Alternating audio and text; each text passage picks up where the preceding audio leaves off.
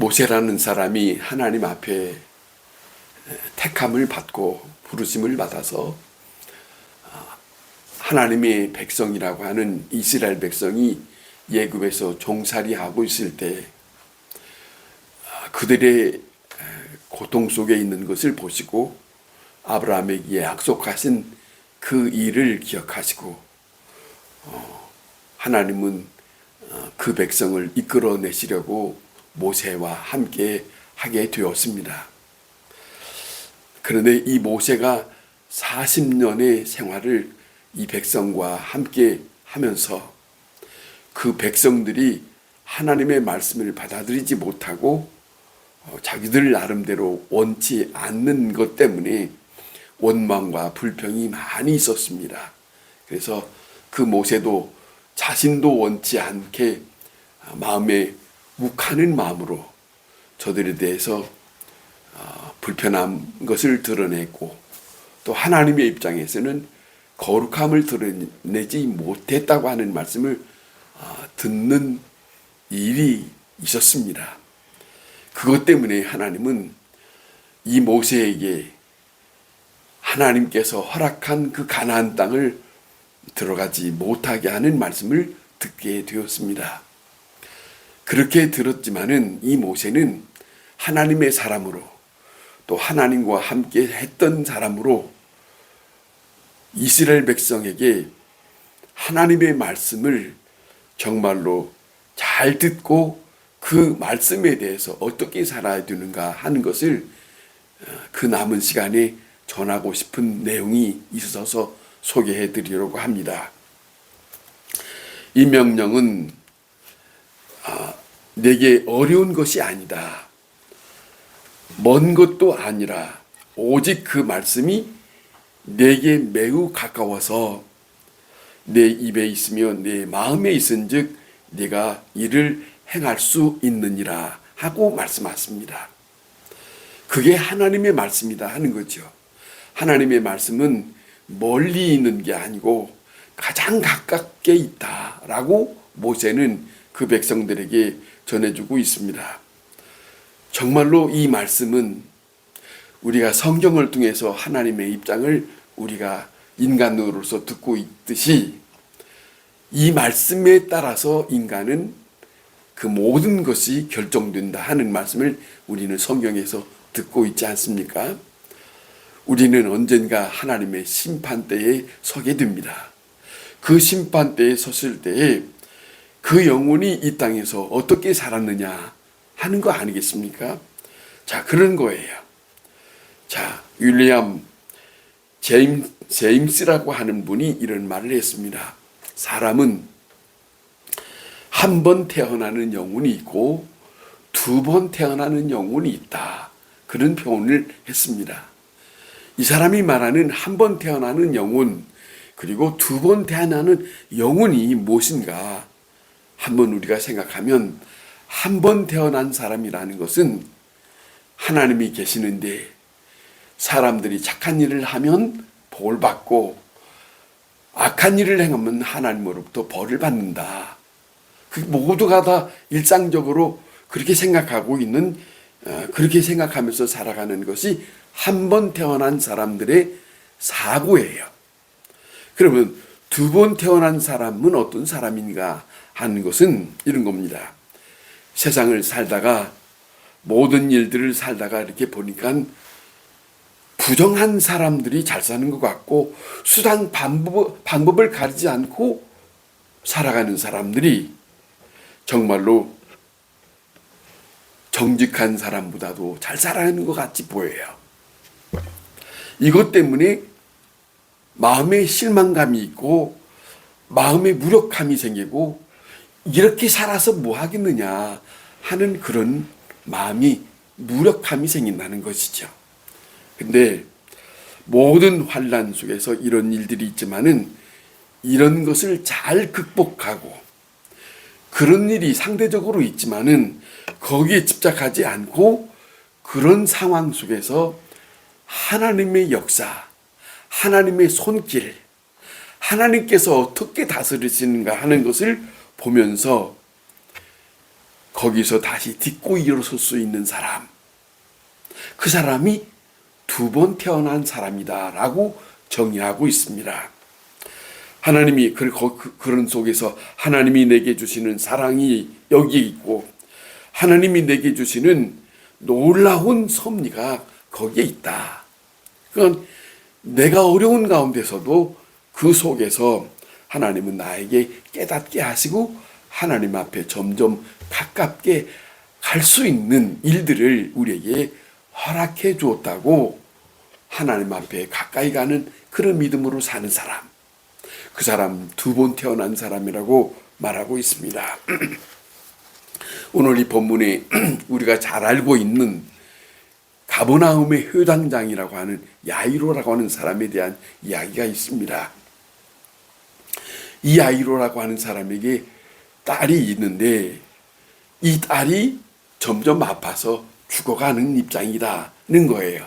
그러니까 얼마나 그 아버지 입장에서 저기저기 알아보고 고쳐보려고 하고 정말로 다 다녀보지 않았겠습니까? 그러지만은 그렇게 해서도 별 효험을 얻지 못해서 소문을 들어서, 자, 여기 5장 22절 23절에 보면 이렇게 기록을 하고 있습니다. 야이로라고 하는 이 사람이 예수를 보고 발 앞에 엎드려서 간곡히 청한 내용이 있어요. 뭐라 하냐면 내 어린 딸이 죽게 되었사오니 오셔서 그 머리 위에 손을 얹으시고 그를 구원하여 주옵소서 라고 하는 부모의 입장을 자기 자신이 그 예수님을 찾아와서 간청하는 내용이 담겨져 있습니다. 그것이 모두가 다 똑같은 마음으로 부모 입장이니까 그렇게 말하지 않겠습니까? 자, 야이로는 자기 딸을 위해서 아버지지만은 사랑하는 마음이 있지만은 어떤 것이라도 하고 싶지만은 할 수 있는 것이 제한적이에요. 사랑한다고 하지만은 그 사랑도 제한적이에요. 내가 무언가를 해서 그 딸에게 다시 한번 회복함을 얻게 하려고 했지만은 할 수 없는 속수무책이에요. 이것이 그 야유로만이 아니라 우리 인간이 가지고 있는 우리의 입장이다 하는 것을 우리가 보여주고 있다 하는 말씀이죠. 아버지라고 하지만은 무엇을 해줄 수 없는 그런 마음, 복잡한 마음 속에 이 야이로라고 한 사람이 예수님을 찾아오게 되었다. 이 사람이 일상적으로 예수님 앞에 와서 무릎 꿇을 사람은 아닙니다. 적어도 회당장이라고 하는 직책이 있기 때문에 다른 사람들이 보는 그런 지위가 있어요. 그러니까 자존심도 있지 않겠습니까? 자, 그런데 생각해 보세요. 자기는 회당장이요, 저 예수라는 사람은 목수의 아들이다. 그러니까 사람의 입장은 뭐 어느 나라든지 어디 사는든지 다 그런 것 같아요. 자기는 이런 사람, 남은 이런 사람. 그런데 이렇게 생각할 때에 쉽게 찾아갈 수 있는 입장이 아니었겠죠. 그런데 이 회당장의 딸이 죽어간다고 하는 입장을 두고 자기가 가지고 있는 모든 자존심을 내려놓을 수밖에 없고 자기의 이치가 어떤 이치가 됐든지 간에 내려놓을 수밖에 없는 그런 처지 속에서 자, 이 사람은 예수님을 찾아갈 수밖에 없었다 한 거예요. 또 하나는 남들이 자기에게 뭐라고 수군거리고 뭐라고 한들 그런 말들에 이제는 자기 마음이 흔들릴 수가 없습니다. 자, 이제는 이것저것 따져볼 시간이 없고 자, 다른 사람들이 이렇게 말한다 상관없이 예수님을 찾았던 그 마음 도저히 해결할 수 없기 때문에 예수님 앞에 찾아온 이 사람이 아니겠습니까? 예수님 앞에 무릎을 꿇고 간청합니다. 이 딸이 죽어가고 있기 때문에 자, 절대로 예수님 앞에 무릎을 꿇을 수 있는 사람이 아니지만은 예수님 앞에 무릎을 꿇은 것은 그 딸에 대한 애정이 있어서, 사랑이 있어서, 살리고 싶어서, 이게 부모의 마음이, 이게 우리 모두의 마음이에요. 그런 입장에서 이 효당장이 이 예수님을 찾아오는 그런 현실이 되었다 하는 거 아닙니까? 자, 그래서 딸이, 딸의 병 때문에 아버지를, 그리스도를 찾아가는, 예수를 찾아가는 일을 만들게 되었습니다. 그러잖아요. 만약에 예수님께서 그렇게 이 사람이 딸의 아픔이 아니었으면 찾아갈 수 없었을 텐데, 어쨌든 간에 예수님 앞에 간청하니까 예수님께서 그 얘기를 듣고 그를 앞세워서 너희 집에 가자. 당신 집에 갑시다. 당신의 딸을 만나봅시다. 그리고 가게 됩니다. 한참 가고 있는 동안에 이 가버나움 집에서 사람들이 이 회당장을 만나러 오는 사람을 만나게 되었다는 거예요. 그런데 예수님이 가고자 하는 그 발걸음을 멈추고 그들이 하는 말입니다. 회당장님이요, 당신의 딸이 죽었습니다. 그러니 이제는 이 선생님을 더 이상 괴롭게 하지 마십시오 라고 하는 말을 하는 거예요. 아니, 지금 자기 딸을 어떻든 간에 살리고 싶어서 지금 예수님이 함께 가는 이 바닥에 자기 딸이 죽었다는 말을 듣습니다. 어떻게 하겠습니까? 듣는 순간에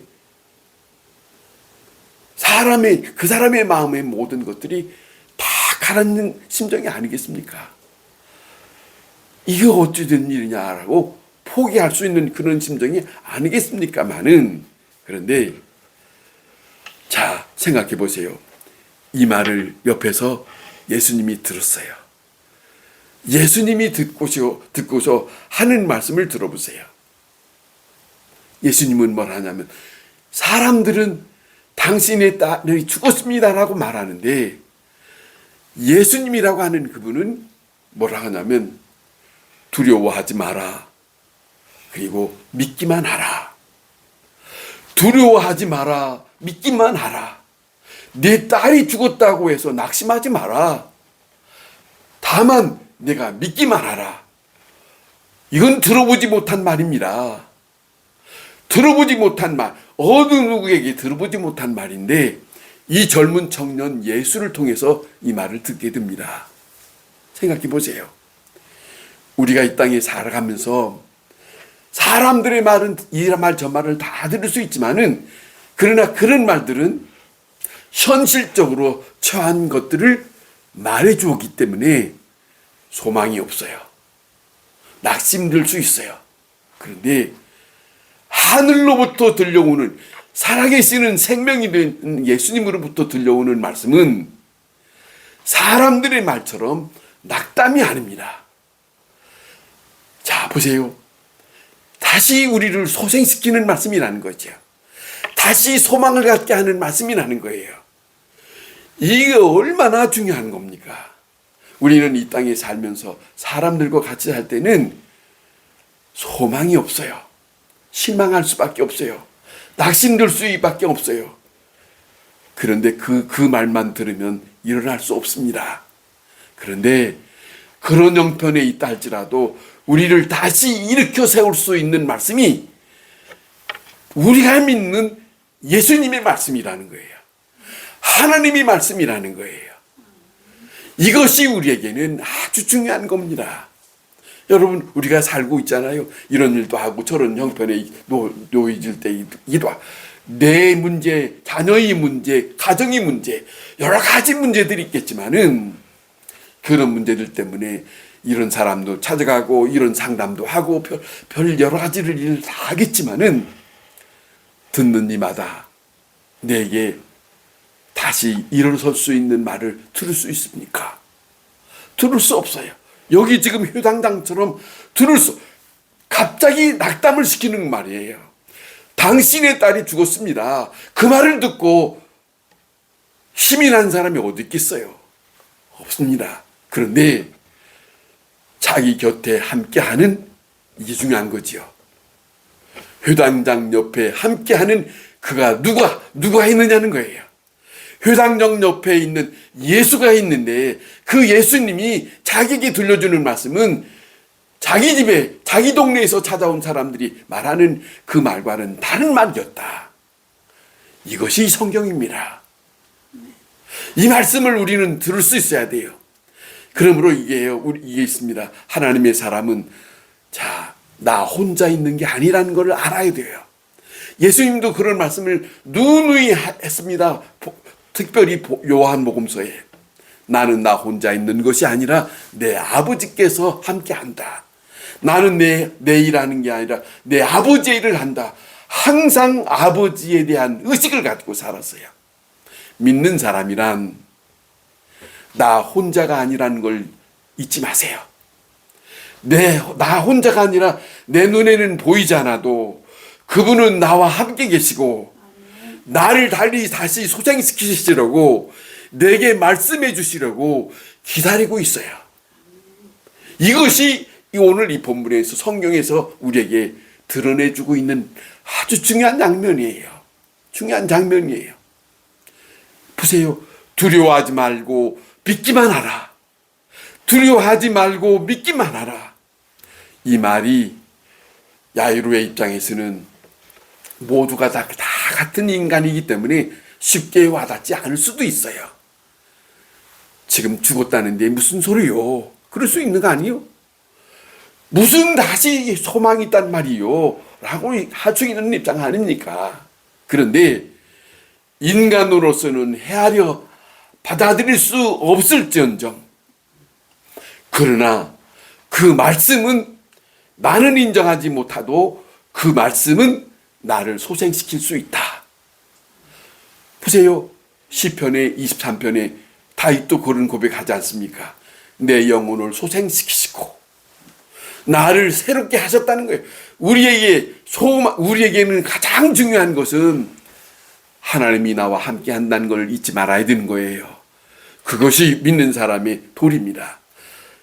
지금 여기에 보면 이 야이로가 예수님을 함께 모시고 가자고 했던 것은 인간적으로 의사 입장으로 저분이 함께하면 치료한다고 하는 입장이지 신적 존재라고 하는 그걸 받아들이는 건 아니에요.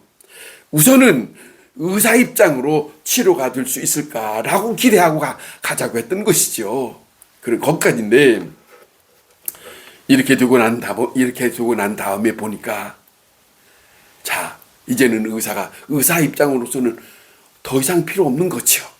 그렇지 않습니까? 이미 죽었는데 의사는 아직 죽지 않았을 때 필요하지 죽었으면 무슨 더 필요하겠습니까? 이게 사람들이 할 수 있는 최고의 일입니다. 그러나 이 시점에서 다시 회당장의 마음이 바꿔줘야 할 입장이 왔어요. 이거는 회당장의 입장만이 아니에요. 하나님의 말씀이 들려지면 그 들려진 말씀 그 순간에 그 시간에 듣고 있는 그 사람의 마음속에는 누가 됐든지 간에 그 말씀과 함께 자기 생각을 바꿔야 할 시간이에요. 사람들처럼 생각하지 말고 그 말씀이 이렇다 하면 알았습니다. 감사합니다. 그렇게 될 줄로 믿습니다. 이게 받아들일 수 있는 그 마음에 전환시키는 거지요. 다시 말하면 편승하는 거예요. 지난날에 내 생각을 가지고 있었던 것은 그만두고 이제는 그 말씀과 함께 다 같이 가는 거예요. 이것이 중요하다 하는 것이죠. 바로 그 순간 믿음이 필요합니다. 지금까지 예수님을 훌륭한 선생으로 생각하고 의사의 능력이 있는 사람으로 생각했지만은 이제는 죽었던 자를 살리시는 생명 되시는 주인 되시는 하나님 되시는 그 예수를 바라볼 수 있어야 하고 만날 수 있어야 하고 영접할 수 있어야 한다. 여기에 새로운 새로운 세계가 열리는 것을 볼 수 있다는 거죠. 예수님은 그 곁에서 그 형편을 들으시고 말씀하시는 거 다시 한번 들어보세요. 두려워하지 말고 믿기만 하라. 얼마나 중요한 거예요. 두려워하지 말고 믿기만 하라. 너 형편에 그런 일이 있느냐? 이제는 너는 거기서 다시 한번 일어날 수 있을 것이다. 그거 아니에요. 보세요. 어떤 형편이 있든 깜깜한 가운데 있다 할지라도 사도 바울은 고린도서에 그래요. 앞에 옆에 다 막혔다 할지라도 위를 바라보라. 이를 바라보라. 보세요. 우리가 잘 알고 있는 이스라엘 백성들에게 430년 동안 종살이하고 있는 그들이 거기서 자유함을 얻을 수 있어요? 없어요. 자기네들 어떤 힘을 다한다 할지라도 얻을 수 있는 건 없어요. 이것이 바로 인간이에요. 그런데 누가 내려오시니까, 누가 그들에게 임하시니까, 이게 성경입니다. 이게 성경이에요.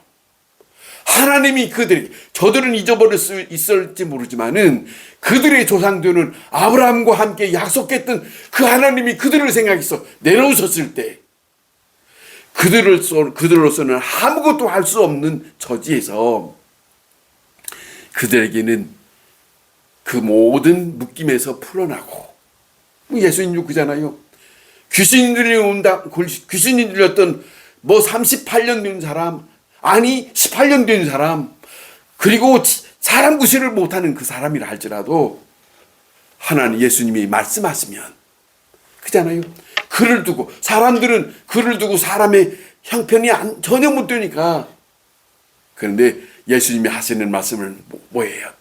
저 딸도 아브라함의 딸이 될 수 있다. 보세요. 하나님이 임하시기를 원하시는 것이, 하나님의 말씀이 들려지는 것이 원하시는 그쪽을 원하시고, 은밀한 자리에서, 예수님 그래요.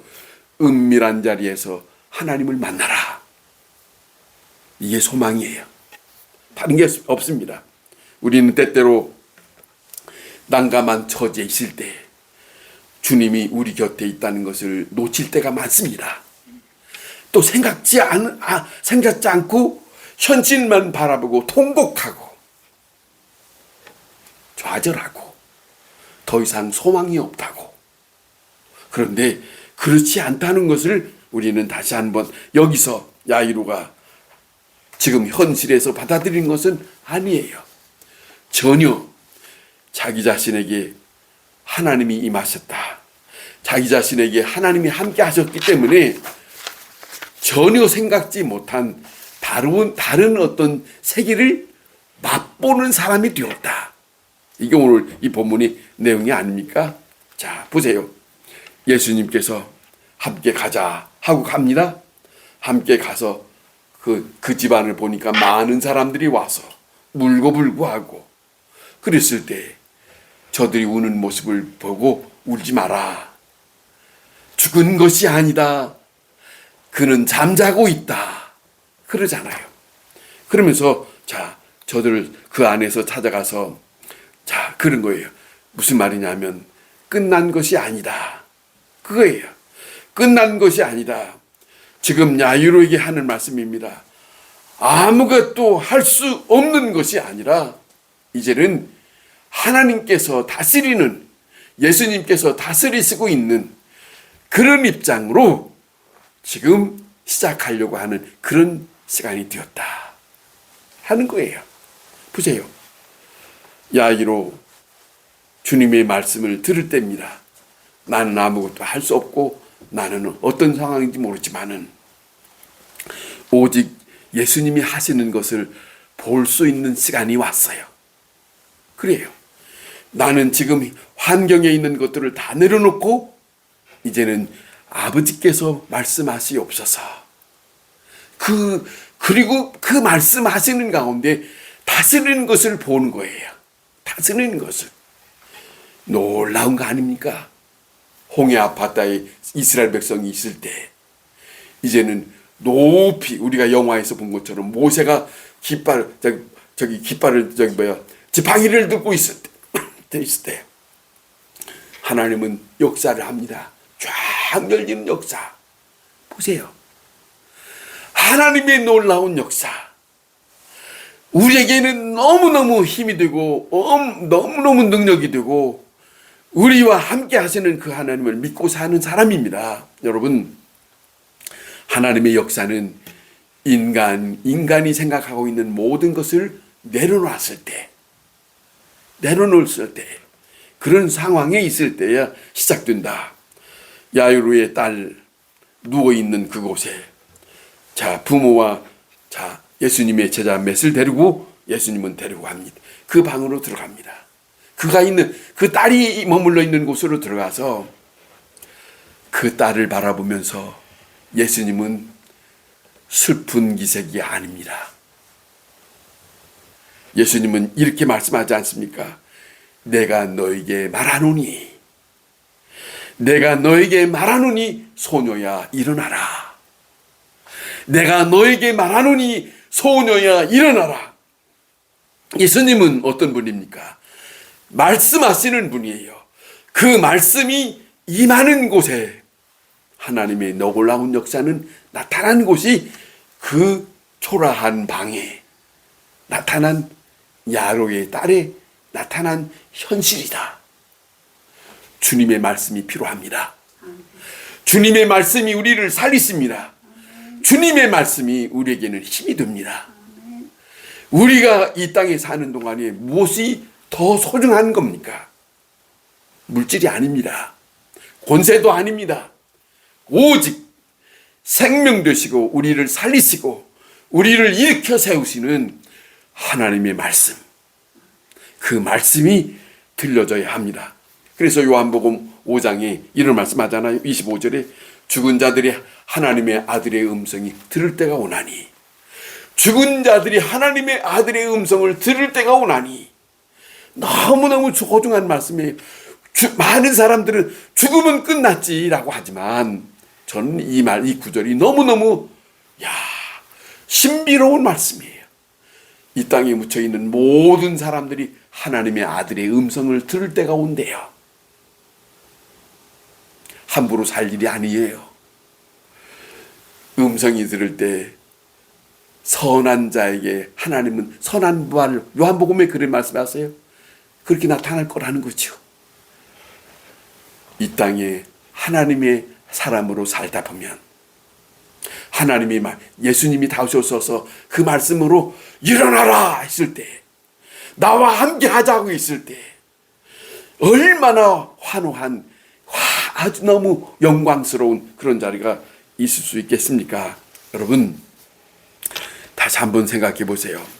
방 안에 있는 이 모든 사람들이 예수님이 들어오실 때까지만 해도 죽었으니 끝났는데, 그리고 슬피 울었어요. 그런데 예수님이 그 초라한 방에 들어가서 그 어린 소녀에게 내가 너에게 말하노니 너 소녀야 너는 일어나거라 했을 때 이 생명이, 죽었다고 하는 생명이 살아나고, 모든 사람들이 지켜보는 가운데 그가 움직이는 걸 보고 환한 얼굴을 띌 때 얼마나 놀라웠겠습니까?